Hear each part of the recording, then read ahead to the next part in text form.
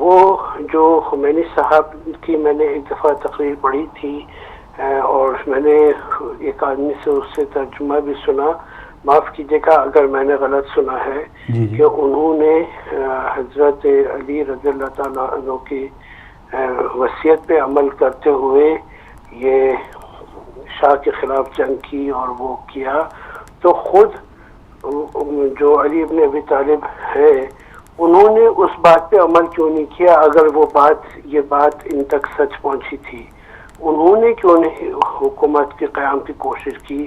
یا ان کے بعد دوسرے جو ان کے بیٹے آئے، جو خلیفہ آئے، جو حسن اور جو حسین رضی اللہ تعالیٰ عنہ آئے، جو دوسرے لڑکے آئے ان کے، انہوں نے اس پہ عمل کیوں نہیں کیا؟ صرف خمینی صاحب نے کیوں عمل کیا؟ ٹھیک ہے، بہت شکریہ محترم، جزاک اللہ۔ اچھا، تیسرا ان کا سوال تھا، ایک انہوں نے کوٹ کیا حضرت امام خمینی رحمۃ اللہ علیہ کا واقعہ کہ جو انہوں نے جنگ کی شاہ کے خلاف، انہوں نے حضرت علی علیہ السلام کی وصیت پر عمل کیا۔ سوال تھا ان کا کہ خود حضرت علی علیہ السلام نے اپنی حکومت کے لیے جنگ کیوں نہیں کی؟ دیکھیے، امام خمینی نے بھی خالی اس وصیت کو ہی معیار نہیں بنایا تھا، ہر چیز کا وقت ہوتا ہے اور وقت کے تقاضے ہوتے ہیں۔ ابتدائی مرحلے میں سرکار کی ادھر آنکھ بند ہوئی ہے اور ادھر لوگوں نے اقتدار حاصل کرنے کے لیے اس اصل جو راستے کو اس کو موڑ دیا ہے۔ سقیفہ میں بیٹھ کے جو غدیر میں کیے ہوئے وعدے کو بھلا کر کے، مولا علی کو گوشہ نشین کر کے، وہ ابھی وہاں غسل و کفن میں مصروف ہیں، رسول اکرم کو ابھی دفنایا بھی نہیں گیا ہے اور ادھر یہاں جو ہے کھیل سیاست کا شروع ہو گیا ہے۔ ایسے مرحلے میں اگر مولا علی رسول اللہ کی وصیت کی پرواہ نہ کرتے، میں تو یہ کہتا ہوں کہ جواب اس کا آسان چھوٹا سا اگر دینا ہے تو یہ کہ رسول اللہ کی وصیت پر مولا علی نے عمل کیا، مولا علی کی وصیت پر دیگر اماموں نے اور امام خمینی نے عمل کیا۔ رسول اللہ کی وصیت ہی کہ ابتدائی مرحلہ ہے دین کا، خلافت کے لیے تمہیں تلوار نہیں اٹھانی ہے، وعدہ کرو۔ مولا علی نے بھی وعدہ کیا، فرمایا انت بمنزلت الکعبہ، علی تمہاری مثال کعبے جیسی ہے۔ اگر خلافت اور حکومت آپ کی طرف آئے تو آپ کریں، اور اگر لوگ کہیں اور لے کے چلے جاتے ہیں تو اس کے پیچھے مت بھاگیں۔ کعبہ کبھی بھی حاجیوں کے پیچھے نہیں بھاگتا، نمازیوں کے پیچھے نہیں بھاگتا۔ دنیا کو کعبے کی طرف آنا ہوگا، محتاج ہے دنیا کعبے کی، کعبہ کسی کا محتاج نہیں ہے۔ علی کی مثال بھی کعبے کی دی سرکار دو عالم نے، اور یہ بھی معتبر حدیث ہے، اہل سنت اور اہل تشیع دونوں کے یہاں مستند حدیث ہے کہ انت بمنزلۃ الکعبہ۔ تو یہ تو وصیت تھی، ابتدائی مرحلہ تھا۔ اب اس ابتدائی مرحلے میں یہ بھی نہیں ہے کہ امام نے احتجاج نہیں کیا، نہیں، برابر احتجاج کیا، پیسفل پروٹیسٹ کیا، لیکن تلوار چونکہ حکم بھی تھا اور حالات بھی ایسے نہیں تھے کہ وہاں تلوار نکالتے، ورنہ لوگ کہتے ہیں کہ بھئی اقتدار کی جنگ حضور کی آنکھ بند ہوتے ہی آپس میں شروع ہو گئی، اسلام ابھی پنپنے سے پہلے ہی دم توڑ گیا۔ پوری دنیا کو خوشی ہوتی، خاص کر جو یہود و نصارہ اور جو منافقین تھے ان کے تو عید ہو جاتی، کہتے بھئی رسول اللہ کے ختم ہونے کے ساتھ ساتھ دین بھی ختم ہو گیا۔ اللہ کے نبی نے اسی لیے فرمایا تھا علی تم صبر کرو گے، مولا علی نے دین کو بچانے کی خاطر حکومت کو چھوڑا۔ البتہ حکومت کے جو فرائض تھے، جو ایک ذمہ دار لیڈر کے فرائض تھے، ان فرائض کو بھی آپ نے بھرپور انجام دیا، کہیں پر بھی کوئی کوتاہی نہیں فرمائی۔ مولا علی کا جو جملہ وصیت کا جو ہم بھی بار بار دہراتے ہیں وہ کہ ظالم کے خلاف ہمیشہ رہنا اور مظلوم کے طرفدار رہنا۔ ایک شخص مولا علی نے دیکھا کہ راستے میں بے گھر بے سہارا رو رہا ہے، پوچھا کہ کیا ہوا؟ کہ میرا سب کچھ چھین لیا صرف اس لیے کہ میں عیسائی ہوں۔ انہوں نے کہا کہ وہ کس کے زمانے میں نام نہیں لینا چاہتا، کہ وہی 25 سال میں جو خلفاء گزرے ہیں ان کے زمانے میں ایسا ہوا۔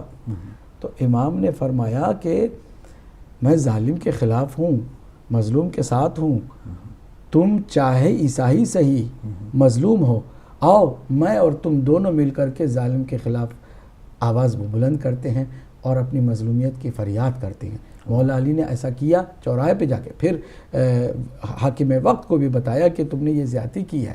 پھر انہوں نے بہرحال مولا علی کے اس کہنے پر جو ہے اس کا انتظام کیا۔ کہنے کا مطلب ہے کہ مولا علی نے بھی جو کہا خود بھی عمل کیا، ظالم کے خلاف رہے، مظلوم کے حامی رہے، چاہے وہ مظلوم عیسائی ہو چاہے وہ مظلوم عام بندہ ہو۔ ایک آدمی جناب مجوسی ہے، وہ اس کا نام فیروز ہے، ابو لولو کے نام سے لوگ اسے یاد کرتے ہیں، حضرت عمر کو قتل کر دیتا ہے، قتل کر کے بھاگ جاتا ہے. ٹھیک ہے، اب وہ بھاگ گیا ہے.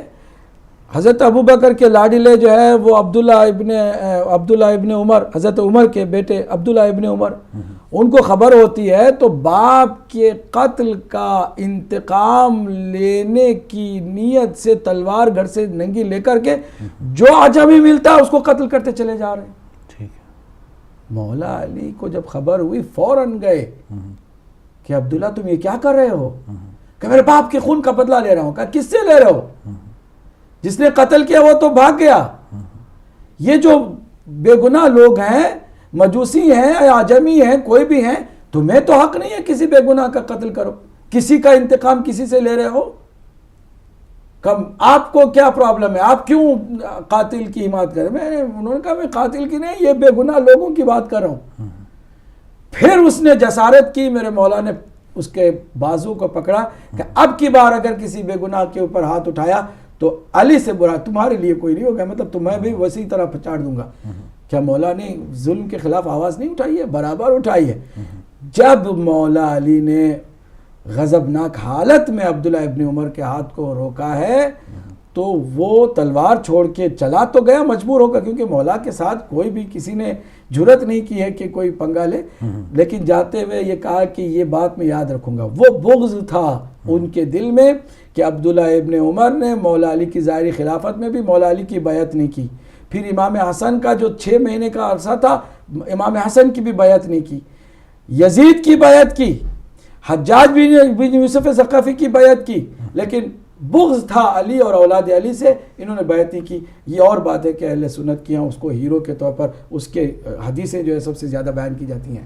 کہنے کا مطلب یہ ہے کہ مولا علی نے بہرحال ظلم کے خلاف آواز اٹھائی، مظلوم کی بہرحال جتنا ہو سکا کیا، لیکن تلوار اپنی حکومت کے لیے نہیں اٹھائی. چنانچہ امام خمینی نے بھی اپنے لیے کوئی تلوار وہ حکومت کے لیے نہیں کیا، بلکہ ظلم کے خلاف آواز اٹھائی. جیسے مولا علی کا فرمان ہے ہر ایک کے زمانے میں میں اگر ظلم کے خلاف بولتا ہوں ضروری ہے کہ میں حاکم بھی بننا چاہتا ہوں، ایسا تو نہیں ہے نا. حکومت کے لیے نہیں کیا کسی نے بھی، امام خمینی نے بھی نہیں کیا. لیکن ظاہر سی بات ہے کہ جب ایک بہت بڑا بادشاہ آپ کی کوششوں سے رسوا ہو کر بھاگ گیا، اس ملک میں اگر صحیح معنوں میں اسلامی قانون آپ نافذ کر سکتے تھے تو آپ کیوں نہ کرتے؟